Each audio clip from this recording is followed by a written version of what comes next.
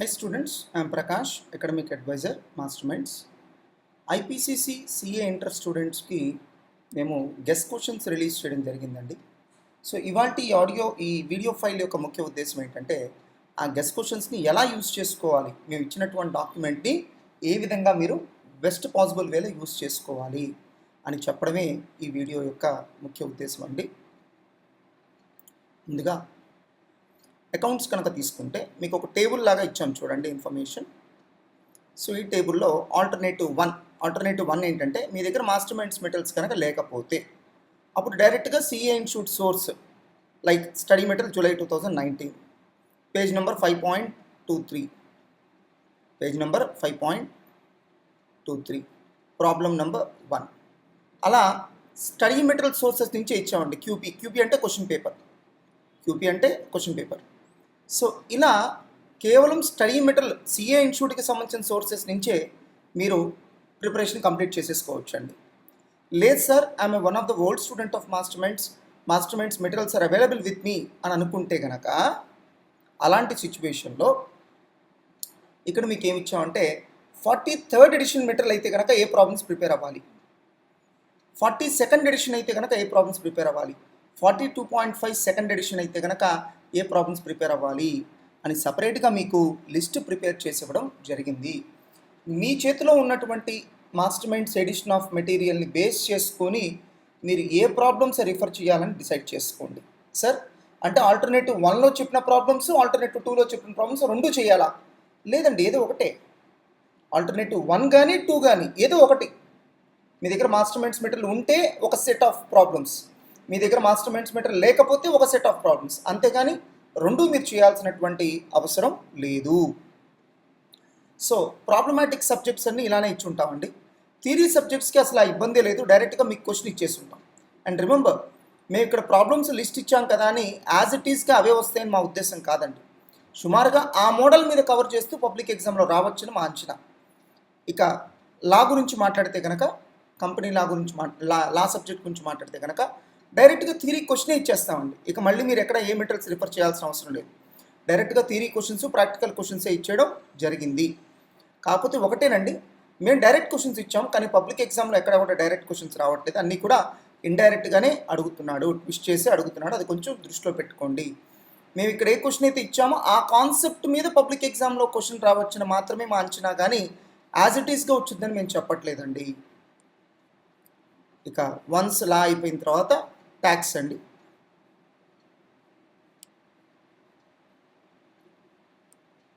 కంపెనీలో అయిపోయిన తర్వాత అదర్ లాస్ ఇచ్చాం.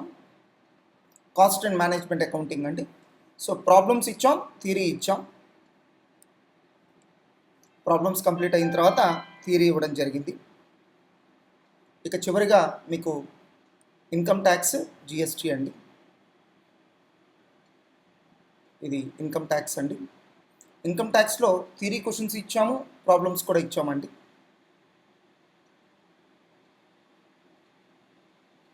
ప్రతి చాప్టర్లోనూ కొన్ని థియరీ క్వశ్చన్స్ అలానే కొన్ని ప్రాబ్లమ్స్ ఇవ్వడం జరిగింది. మీ అందరికీ తెలుసు ఇన్కమ్ ట్యాక్స్లో ప్రాబ్లమ్స్ చాలా ఇంపార్టెంట్, జిఎస్టీలో problems and theory equally important అండి. ఇక చివరిగా జిఎస్టీ సేమ్ ఇదే పద్ధతిలో గ్రూప్ 2 కూడా ఉంటుందండి. ఎలా ఉంటుందంటే ప్రాబ్లమాటిక్ సబ్జెక్ట్స్ అన్నీనేమో ప్రాబ్లమ్స్ యొక్క list, problem numbers list provide చేసి ఉంటాం.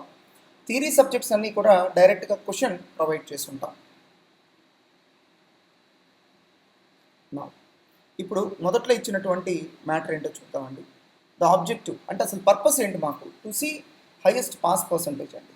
సో బెటర్ పాస్ పర్సంటేజ్ రావాలి అనే ఉద్దేశంతోనే గెస్ట్ క్వశ్చన్స్ రిలీజ్ చేస్తున్నాం. సో మీరు అట్లీస్ట్ పబ్లిక్ ఎగ్జామ్లో ఒక 50 to 60% క్వశ్చన్స్, ఈవెన్ అంతకంటే ఎక్కువ రావచ్చు, తక్కువ రావచ్చు అండి. జనరల్గా మాకున్నటువంటి పాస్ట్ ఎక్స్పీరియన్స్ని బేస్ చేసుకుంటే పబ్లిక్ ఎగ్జామ్లో 50 to 60% క్వశ్చన్స్ మీరు ఈ గెస్ట్ క్వశ్చన్స్ నుంచి ఎక్స్పెక్ట్ చేయొచ్చు. సో ఇది ప్రొఫెషనల్ కోర్స్ కాబట్టి యాజ్ ఇట్ ఈస్గా ప్రిడిక్ట్ చేయడం అనేది ఎవరి వల్ల పాసిబుల్ అయ్యే విషయం కాదండి. రేపొద్దున ఒకవేళ గెస్ట్ క్వశ్చన్స్ నుంచి ఎక్కువ రాకపోయినా మీరు మమ్మల్ని బ్లేమ్ చేయడం అనేది కరెక్ట్ కాదు. ఇది కేవలం ఒక ప్రయత్నం మాత్రమే. సో గెస్ట్ క్వశ్చన్స్ని ఎలా ఉపయోగించుకోవాలి, మీరేం చేయాలంటే వన్స్ గెస్ట్ క్వశ్చన్స్ రిసీవ్ చేసుకున్న తర్వాత మీరు ఏ మెటీరియల్స్ అయితే చదవదలుచుకున్నారో ఆ మెటీరియల్స్ ఓపెన్ చేయండి.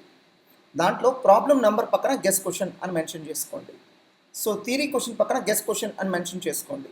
ఇక గెస్ క్వశ్చన్స్ బుక్లెట్ పక్కన పెట్టేసేయండి. ఇక మీకు పని లేదు, మీరు చదువుతున్నటువంటి మెటీరియల్లోనే మార్కింగ్ ఇచ్చేసుకోండి ఏ క్వశ్చన్స్ మేము గెస్ క్వశ్చన్స్గా ఇచ్చాము అని. ఇక మీరు గెస్ క్వశ్చన్స్ బుక్లెట్ పక్కన పెట్టేసి మీరు చదివే మెటీరియల్లోనే గెస్ క్వశ్చన్ అని ఉన్నది ఇంకా బాగా చదవండి, ఇంకొంచెం స్ట్రెస్ చేసి చదవండి, అంతే తప్ప మీరు ప్రత్యేకంగా ఏమి చేయాల్సిన అవసరం లేదు. కేవలం గెస్ క్వశ్చన్స్ మాత్రమే చదవండి, మేము ఎక్కడ అట్లా చెప్పట్లేదండి. మీ మామూలు ప్రిపరేషన్ మీరు చేసుకోండి, గెస్ క్వశ్చన్స్ ఇంకొంచెం స్ట్రెస్ చేసి చదవండి. సో గెస్ క్వశ్చన్స్ మాత్రం చదివితే చాలు అనే రాంగ్ కంక్లూజన్కి మాత్రం రావద్దు. సో యాజ్ ఇట్ ఈస్గా గెస్ క్వశ్చన్స్లో ఇచ్చినట్టే రావండి, ఆ సిమిలర్ మోడల్లో వస్తాయి. ఒకవేళ గెస్ క్వశ్చన్స్ నుంచి చాలా క్వశ్చన్స్ వచ్చినా కూడా అది ప్యూర్లీ యాక్సిడెంటల్ అండి. ఇప్పుడు లాస్ట్ అటెంప్ట్లో అయితే కనుక అడ్వాన్స్డ్ అకౌంటింగ్లో 95 మార్క్స్ గెస్ క్వశ్చన్స్ నుంచే వచ్చినాయి అండి. అకౌంటింగ్లో 90 మార్క్స్ గెస్ క్వశ్చన్స్ నుంచే వచ్చినాయి. సో దానికి మమ్మల్ని అనుమానంతో చూడాల్సిన అవసరం లేదు కదా, ఇట్స్ ప్యూర్లీ యాక్సిడెంటల్.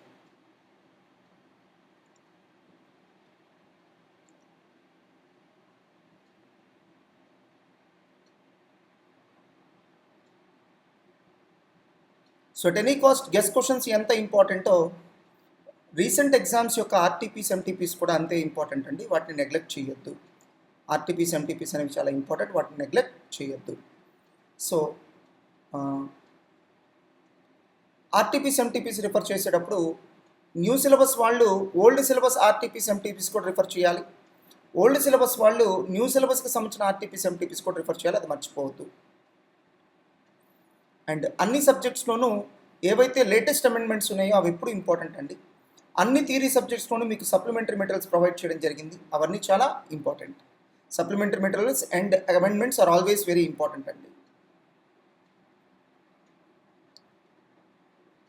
సో ఇక్కడ అకౌంట్స్ దగ్గర నోటేషన్స్ ఏమి ఇచ్చాం అనేది ఇచ్చాం చూడండి. క్యూపీ అంటే క్వశ్చన్ పేపర్, పిఎం అంటే ప్రాక్టీస్ మాన్యువల్, అలా నోటేషన్స్ అన్ని ఇవ్వడం జరిగింది. సో తర్వాత ఒకసారి చదువుకుంటే మీకే అర్థమవుతుంది. సేమ్ ఇదే లాజిక్ ఐపీసీసీ గెస్ క్వశ్చన్స్ కూడా అప్లై అవుతుందండి.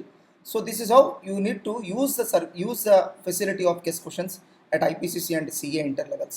Hope all the students will get best benefit from these guess questions. All the best, Andy.